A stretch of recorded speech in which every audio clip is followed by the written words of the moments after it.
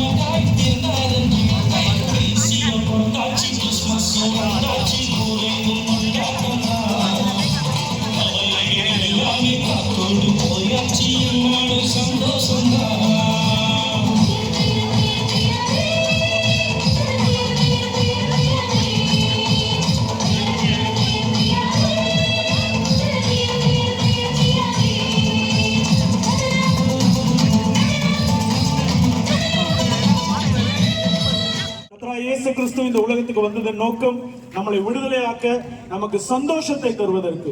சந்தோஷமும் சமாதானமும் எப்படி இந்த உலகத்துல முக்கியமா இருக்கிறதோ அது அந்த சந்தோஷத்தையும் சமாதானத்தையும் கொடுக்கிறதுக்கு மாத்திரமே இயேசு கிறிஸ்து இந்த உலகத்துக்கு வந்தார்.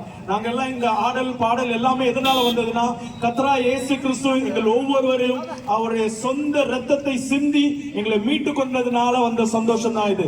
அந்த சமாதானத்தோட தான் இங்க இவ்வளவு சந்தோஷமா ஆடிக்கொண்டு இருக்கிறோம். இதை ஆடிக்கொண்டிருக்கிறது நோக்கம், எங்களுக்கென்று கர்த்தராகிய இயேசு கிறிஸ்து நித்திய ஜீவனை பரலோகத்தை வச்சிருக்கிறார். அந்த நிச்சயத்தோடு அந்த விசுவாசத்தோட தான் அந்த சந்தோஷத்தை நாங்க எங்க பகிர்ந்து கொண்டு இருக்கிறோம். உங்களுக்கு சந்தோஷம் வேணுமா, சமாதானம் வேணுமா, விடுதலை வேணுமா, அடிமைத்தனத்திலிருந்து விடுதலை வேணுமா, குடிப்பழக்கத்திலிருந்து விடுதலை வேணுமா, சாபமா, ஏதாவது விதமான நோயா, கடனா, எதை குறித்து கவலைப்படாதபடி கர்த்தராகிய இயேசு கிறிஸ்துவே என்னை ரட்சியும், என்னை விடுதலையாக்கும் ஒரே வார்த்தை சொன்னீங்கன்னா ஆண்டவராகிய இயேசு கிறிஸ்து விடுதலையாக்க வல்லமையுள்ளவராய் இருக்கிறார்.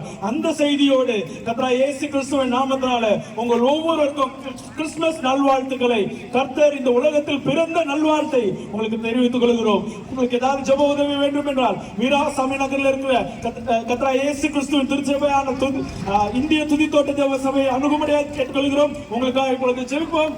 ஒருவேளை உங்களுக்கு ஏதாவது ஜெபிக்க வேண்டும் நினைச்சீங்கன்னா இந்த நேரத்துல நம்ம பிரதர் ஜெபிப்பாங்க. அந்த நேரத்துல கர்த்தராகிய இயேசு கிறிஸ்து நாமத்தை சொல்லி, ஆண்டவரே எனக்கு இந்த தேவை இருக்குன்னு சொல்லுங்க, ஆண்டவரே எனக்கு கவலை இருக்குன்னு சொல்லுங்க. கர்த்தராகிய இயேசு கிறிஸ்து இந்த கவலையை மாற்ற வல்லமையுள்ளவராக இருக்கிறார். அன்பு பரலோக பிதாவே, நம்மால வேலைக்காக நன்றியோடு துதிக்கிறோம்ப்பா. இப்பொழுது அப்பா அந்த சாய் பலவினவர்கள் வந்திருக்கிற ஒவ்வொரு குடும்பத்தையும் அவங்களுடைய கருத்தில் ஒப்புக்கொண்டு, சாய் பாலாஜி இடத்துல ஒவ்வொரு குடும்பங்களையும் தன்னுடைய கருத்தில் ஒப்புக்கொள்கிறோம். இப்பொழுது தகப்பன் இந்த வேளையில் அப்பா அவங்களுடைய பிறப்பின் நற்செய்தியை அப்பா நாங்கள் இந்த இடத்துல அறிவித்திருக்கிறோம்ப்பா. இதை கேட்டுக்கொண்டிருக்கிற ஒவ்வொருடைய இருதயத்திலும் கர்த்தர் கிரியை செய்யும்படியாக ஜெபிக்கிறோம்.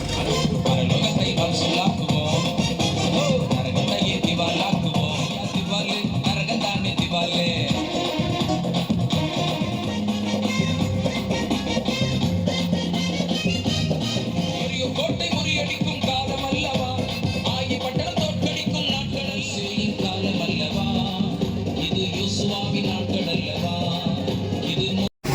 கிறிஸ்துமஸ் விழா கர்த்தராக இயேசு கிறிஸ்து பிறந்த நற்செய்தி அறிவிக்க இந்த பள்ளிக்கரணை இந்திய துதித்தொட்ட தேவ சபையிலிருந்து எங்கள் சபையாராக வந்து கர்த்தருடைய நாமத்தை மகிமைப்படுத்திக் கொண்டிருக்கிறோம். கர்த்தர் நாம மட்டுமே மகிமைப்படுவதாக. கர்த்தர் இந்த ஜனமெல்லாம் இருக்கிறது, அவங்க இங்கே நிற்கிறாங்கன்னா ஒவ்வொரு சாட்சி. கர்த்தராக இயேசு கிறிஸ்து எங்கள் வாழ்க்கையில செய்த அற்புதங்கள் அதிசயங்கள் ஈடிக்க முடியாது, சொல்ல முடியாது. ஏன்னா அந்த அருளை எங்கள் வாழ்க்கையை மாற்றினார் எங்கள் ஆண்டவராக இயேசு கிறிஸ்து. அவரால் நீங்கள் ஒன்றுமில்லை. இன்னைக்கு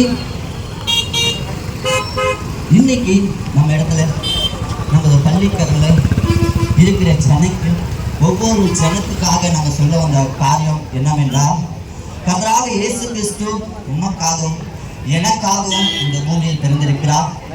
அவரால் கூடாத காரியம் ஒன்றுமில்லை. இன்னைக்கு எவ்வளவு ஜனம் பார்த்திருக்கலாம், இல்லை இந்த சத்தத்தை கேட்கலாம். கர்த்தராக இயேசு கிறிஸ்து நம் வாழ்க்கையில செய்த அற்புதங்கள் ஏராளம்.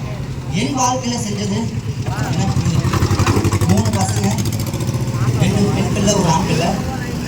2026 எனக்கு கிட்னியில 2016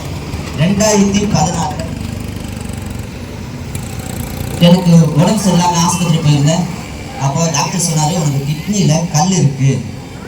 அந்த கல் பயம் கிடையாது, ஆனா ஒண்ணுக்கு போற பையில ஒரு கட்டி இருக்கு. அந்த கட்டி நாங்க எடுத்து செக்அப் பண்ணணும். எங்களுக்கு டாக்டர் சர்வீஸ்ல அது 100% கேன்சர். 10% மாறலாம், ஆனா 190% கன்ஃபார்மா கேன்சர்னு சொன்னாரு. எனக்கு எந்த ஒரு கெட்ட பழக்கமும் கிடையாது. நான் ஆண்டவத்துக்கு வர்றதுக்கு முன்னாடி சரி, நான் வராதுக்கு முன்னாடி வேற எதில் இருந்தால் கூட நான் இருந்தபோது டாக்டர் என்ன சொன்னாங்கன்னா, ஒரே வேலை சொல்லுங்க, நீ 6 மாசத்துல இறந்துருவேன், ஏன்னா உனக்கு கேன்சர் அப்படின்னு சொன்னாரு. எனக்கு ஒரே பயம். ஏன்னா எனக்கு 3 பசங்க விட்டு நான் செத்து சொல்றாரு, என் பசங்களை யார் காப்பாற்றுவாங்க அப்படின்னு நான் வீட்டில் உட்காந்து அழுவும்போது, நம்ம இந்திய துதித்தொட்ட தேவ சபையிலிருந்து நம்ம பாஸ்டையாவும் நம்ம பாஸ்டமாவும் ஏனோ அருள்தாஸ் பாஸ்டையாவும் அவங்க மனைவி பாஸ்டமாவும் என்னை தேடி வந்தாங்க. அவங்க சொன்னாங்க, மூர்த்தி நீ எல்லா இடத்துலையும் போயிட்டு வந்த, லாஸ்ட்ல நீ 6 மாசத்துல செத்துருவேன்னு டாக்டர் சொல்லியிருக்காரு. உனக்காக ஒருத்தர் வீட்டில் அவரை நீ உண்மையா நேசிச்சியானா அந்த நோய் உனக்கு இல்லாம கர்த்தரை மாற்றுவான்னு சொன்னாரு. நான் நம்பல. ஏன்னா நான் வேற சாமியை நான் வெற்றி கொண்டிருந்தேன், நான் இந்துக்குள்ள இருந்தேன், அதனால நான் அதை நம்பல. இருந்தாலும் எல்லா தெய்வத்தை கூப்பிட்டு பார்த்துட்டு இப்படி இல்லை, இந்த சாமி என்னை காப்பாற்ற போகுதான்னு நினைச்சேன். ஆனா விசுவாசம் எனக்குள்ள இருந்தது. அவங்க ஒரு ஜபம் பண்ணிட்டு போனாங்க. அந்த ஜபம் அவங்க எத்தனை நாளா நான் தூங்காம இருந்தோம், அவங்க ஜபம் பண்ணிட்டு போகும்போது தான் நிம்மதியா தூங்கினேன். நிம்மதியா தூங்கும் போது தான் தெரிஞ்சது, ஒருவேளை அவருக்கு ஜபம் பண்ணும் போதே நம்மளுக்கு ஒரு நல்ல நிம்மதி கிடைக்கும் போது அப்புறமா இயேசு கிறிஸ்து நம்மளை காப்பாற்றுவாரு ஒரு விசுவாசமா இருந்தேன். சர்ச்சில் போனேன். பாஸ்டையா எங்கள் சபை அப்போ இங்கதான் இருந்தது, இந்த பில்டிங் பக்கத்துல தான் எங்கள் சபை இருந்தது. அப்போ இங்கே வரும்போது அவர் எனக்காக பார்த்தாரு. என்ன ஊற்றினாரு, பாஸ்டையா நான் 6 மாசத்துல டாக்டர் செத்துருவாங்கன்னு சொல்லியிருக்காங்க பாஸ்டையான்னு சொன்னேன். அவர் ஒரே வார்த்தை சொன்னார், நீ எப்போ ஆண்டவரை தேடி வந்துட்டியோ அப்போவே நீ குணமாயிட்டே பாருன்னு சொன்னார். அப்படியே அந்த ஆண்டவர் என்ன குணம் ஆக்கினார்னா நான் ஆண்டவருக்காக சாட்சி சொல்லுவேன். தெருவா நான் ஆடி பாடி கர்த்தர் நாமத்தை மகிமைப்படுத்துவேன். அன்னைக்கு ஆண்டவர்கிட்ட ஒப்பு கொடுத்தேன். அதே மாதிரி ஆஸ்பத்திரி போயிருந்தேன். செட்டிநாடுல தீபன் சார் என்னை பார்த்த doctor, Deepan chief doctor, urology பார்க்குற டாக்டர், அவர் செட்டிநாடு இருக்காரு. அவரையும் என்னை பார்த்து சொன்னாரு, உனக்கு எந்த இடத்துல அந்த கட்டி பார்த்தனும் அந்த கட்டி காணாமப்பா அப்படின்னு டாக்டர் சொன்னார். எனக்கே ஆச்சரியமா இருந்தது. நீங்க ஜபம் பண்ணிட்டு போய் அங்கே பார்க்குறேன், டாக்டர் திருப்பி அதே ரிப்போர்ட் பார்க்கும்போது இந்த கேன்சர் கட்டியை நான் கர்த்தர் குணமாக்கினார். இன்னைக்கு நான் ஜீவனோடு இருக்கிறேன்னா அது கர்த்தர் கிருபைனால்தான். அதுதான் நாங்கள் சொல்ல வந்தோம். எங்கள் வாழ்க்கையில செய்த அற்புதங்கள் அதிசயங்கள் உங்கள் வாழ்க்கையிலும் எந்த ஒரு கஷ்டமா இருந்தாலும், குடும்பத்துல சமாதானம் இல்லையா, குடும்பத்துல எவ்வளவு வறுமை இருக்கா, குடும்பத்துல கடன் தொல்லைகள் இருக்கா, ஆண்டவராக இயேசு கிறிஸ்துவை நோக்கி கூப்பிடுங்க. கர்த்தர் உங்களை அதே செகண்ட்ல அற்புதத்தை செய்வார். எங்களை ரசித்த கர்த்தர் உங்களை தேவையெல்லாம் சந்திப்பார். அல்லேலூயா. கிருபை நிறைந்த நல்ல ஆண்டவரே, ஆலய வேலைக்காக நம்பியோடு கூட பிடிக்கிறோம், ஸ்தோத்திரிக்கிறோம். அந்த பகுதியிலும் கூட ஆண்டவரே ஒவ்வொருவரையும் ஆண்டவரே ஆசீர்வதிக்கிறதுக்காக அந்த பிறந்த நாளின் நற்செய்தியை நாங்கள் இந்த மக்களிடம் சொல்லும் போது ஆண்டவரே ஒரு பெரிய மகிழ்ச்சி சமாதானம் இருக்கும்படியாக ஆண்டவரே நாங்கள் ஜெபிக்கிறோம், ஆசீர்வதிக்கிறோம். இயேசு கிறிஸ்துவின் நாமத்தினால் ஜெபிக்கிறோம் நல்ல பிதாவே, ஆமென்.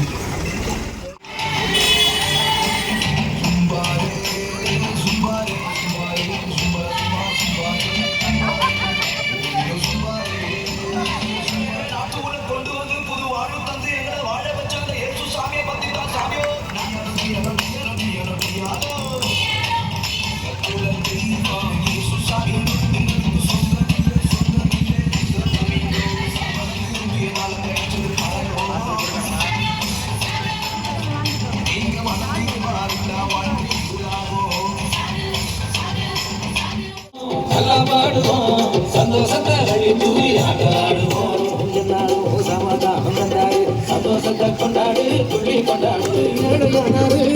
ஏழை பங்காளனா பாமரன் தோழனா இயேசு என்ற பெயரோடு அவதரிச்சார், இவரோட பெயர்